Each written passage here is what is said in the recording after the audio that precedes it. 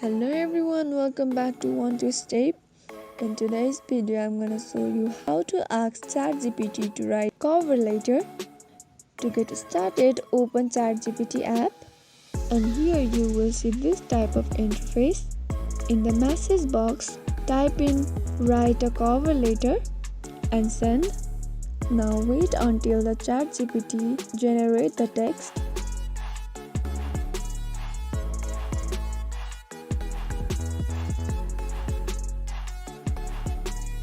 Once it's done, you will get a cover letter. So that is how easily you can ask ChatGPT to write a cover letter.